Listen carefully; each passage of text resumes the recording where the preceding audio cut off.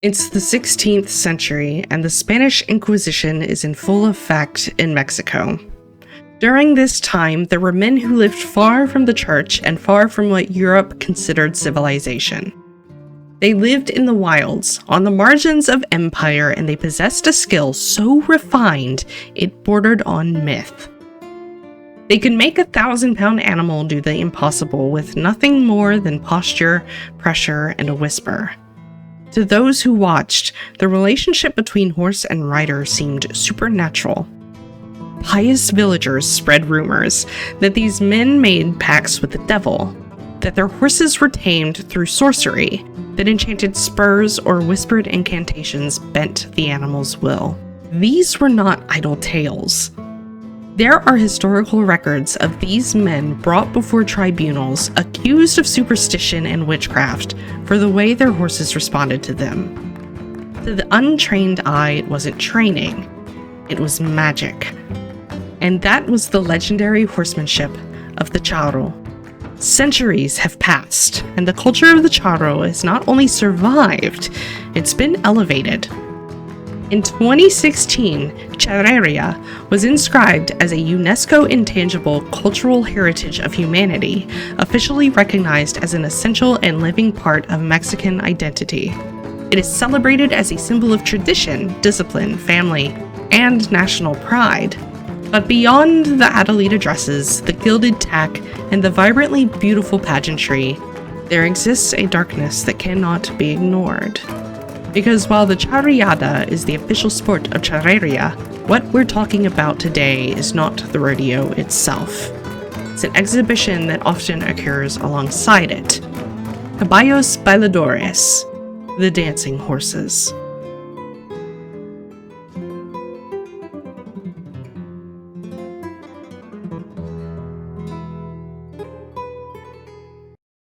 The story of the Mexican horse begins on April 21st, 1519. Hernando Cortez lands on the shores of Mexico with 16 horses, animals previously unknown to indigenous peoples of the region. From those horses, and the generations that followed, emerged a distinct working tradition that would eventually become Charreria. These skills were never meant for a stadium. They were a survival tool of haciendas. Ranching tasks like roping, cattle handling, and bull-tailing were dangerous, often daily necessities. Precision, obedience, and responsiveness weren't optional. They were life-saving. By the 18th century, as ranching life stabilized, those tasks evolved into structured competitions and demonstrations of skill.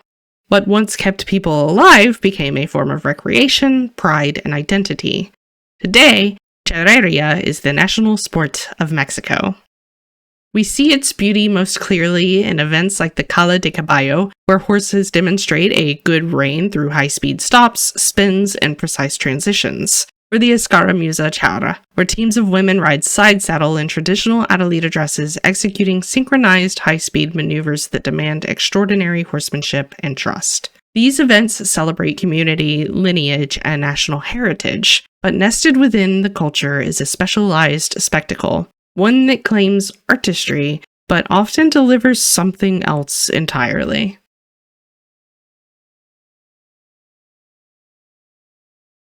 The horse enters the arena with his head held high and neck arched.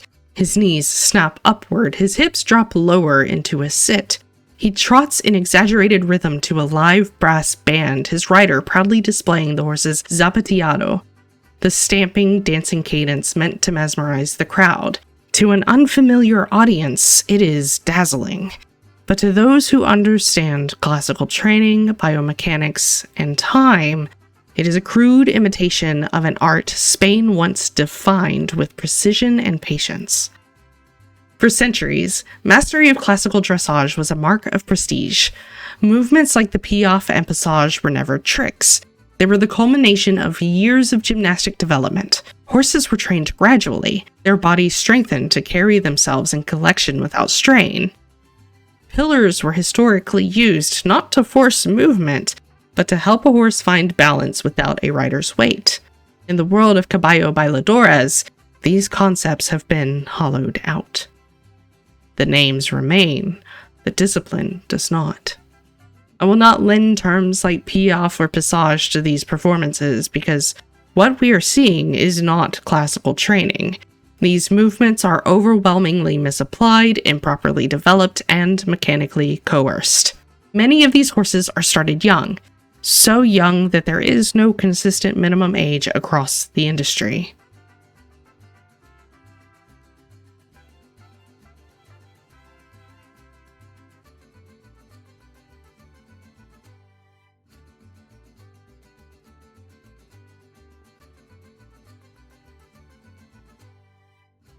By the time they are 2 or 3 years old, they are already being worked at an alarming pace, often on wooden platforms or concrete surfaces, repeating high-impact maneuvers again and again. This is not conditioning.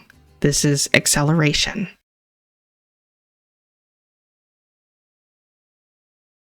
Let's talk about the shortcuts.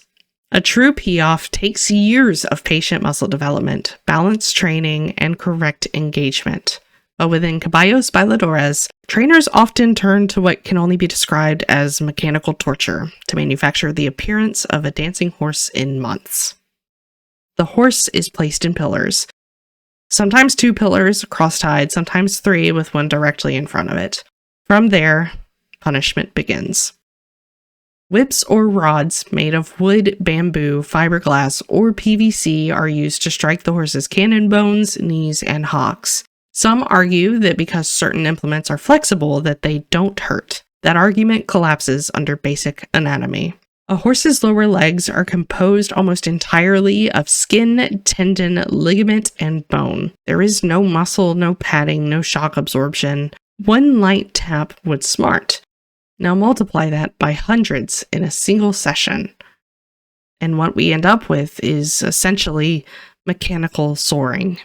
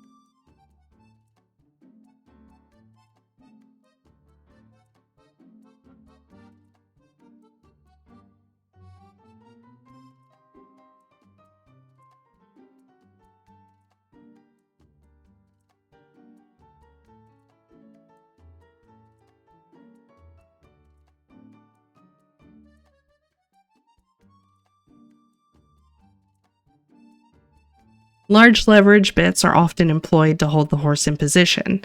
In some cases, chains are run directly through the mouth.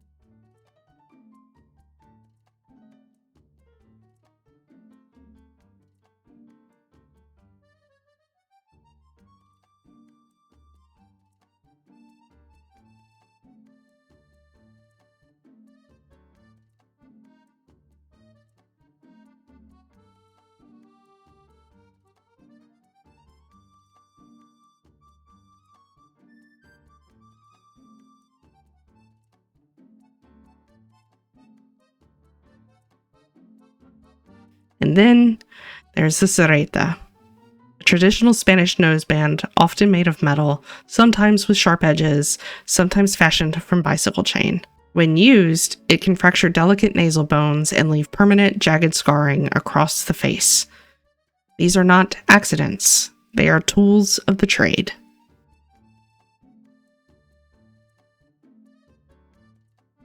And in the dance, every horse tells the truth with its body. Pinned ears, white-rimmed eyes, rigid tails, trembling muscles, open mouths, delayed or frantic responses. In footage from competitions and exhibitions, we see horses struck openly, some bloodied, while crowds applaud.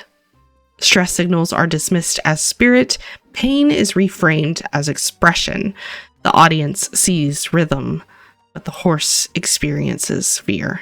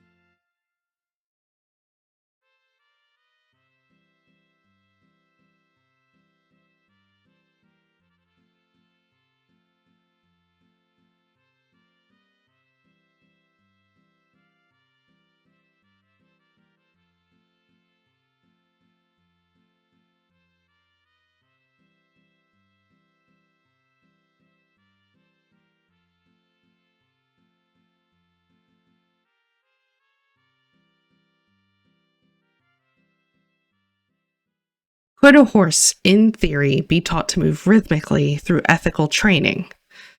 Possibly. There may be isolated exceptions. Families like those of Gerardo Jerry Diaz, a fourth-generation Charro, often shows horses that are relaxed. His son, Nicholas Diaz, fifth in his family's generation, is a USDF bronze and silver medalist.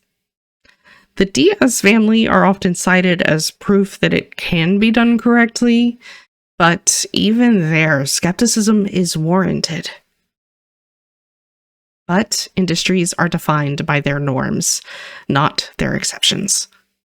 And the caballo bailador industry is built on shortcuts, on coercion, pain, and spectacle that makes ethical training nearly impossible at scale. And the final hammer? Ultimately, we don't know everything that happens behind the scenes, but what these trainers are proud to show us is enough. In one of the most beautiful cultures in the world, caballos bailadores is the ugliest part of it.